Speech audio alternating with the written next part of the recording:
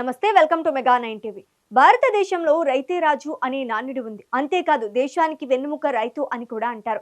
అయితే ఆ వెన్నుముక ఇప్పుడు అప్పుల భారంతో వంగిపోతోంది. సాగు గడవక చేసిన అప్పు తీరక అన్నదాత కన్నీరు మున్నీరు అవుతున్నాడు. తాజాగా లోక్సభ వేదికగా కేంద్ర ప్రభుత్వం వెల్లడించిన గణాంకాలు చూస్తుంటే మన తెలుగు రాష్ట్రాల్లో ముఖ్యంగా ఆంధ్రప్రదేశ్లో రైతుల పరిస్థితి ఎంత దారుణంగా ఉందో అర్థమవుతోంది.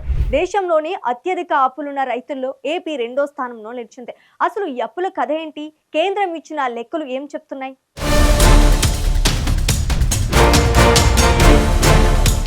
అవును, లోక్సభ సాక్షిగా కేంద్ర వ్యవసాయ శాఖ సమర్పించిన నివేదిక ఇప్పుడు దేశవ్యాప్తంగా చర్చనీయాంశమవుతోంది. దేశంలోని రైతు కుటుంబాల సగటు అప్పు వివరాలు దిగ్భ్రాంతిని కలిగిస్తున్నాయి. జాతీయ స్థాయిలో ఒక రైతు కుటుంబంపై సగటున 74,121 అప్పు ఉంటే ఒక్క ఆంధ్రప్రదేశ్లోని ఆ అప్పు అంతకు 3 రెట్లు ఎక్కువగా ఉండటం అందరినీ కలవరపెడుతోంది. అప్పుల్లో దేశంలోనే తమిళనాడు మొదటి స్థానంలో ఉంది. ఆ తర్వాత స్థానంలో ఆంధ్రప్రదేశ్ నిలిచింది. ఇక్కడ ప్రతి రైతు కుటుంబంపై సగటున 2,45,554 అప్పు ఉంది. ఇక పొరుగు రాష్ట్రమైన తెలంగాణలో కూడా ఒక్కో రైతు కుటుంబంపై సగటున 1,52,113 అప్పు ఉన్నట్లు కేంద్రం తెలిపింది.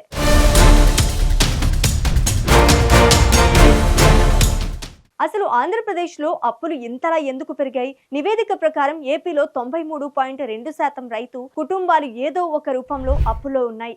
అంటే ప్రతి 100 మందిలో 93 మందికి అప్పు ఉంది.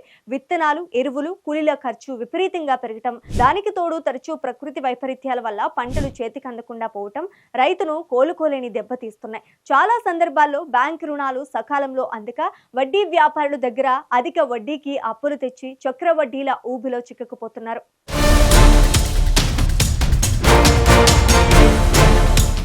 దక్షిణాది రాష్ట్రాల్లో బ్యాంకుల ద్వారా రుణాలు పొందుతున్న వారి సంఖ్య ఎక్కువే ఉన్నా ఆ మొత్తం పెట్టుబడికి సరిపోవటంతో ప్రైవేట్ అప్పులు చేయక తప్పని పరిస్థితి నెలకొంది. ఈ సంక్షోభం నుండి గట్టెక్కేందుకు కేంద్ర ప్రభుత్వం పీఎం కిసాన్ ద్వారా ఏటా 6,000 రూపాయల పెట్టుబడి సాయం, కిసాన్ క్రెడిట్ కార్డుల ద్వారా తక్కువ వడ్డీకి రుణాలు ఇస్తున్నామని చెప్తున్నా క్షేత్రస్థాయిలో పరిస్థితి మాత్రం మారటం లేదు. చూసారుగా, లోక్సభలో వెల్లడైన ఈ గణాంకాలు కేవలం అంకెలు మాత్రమే కావు.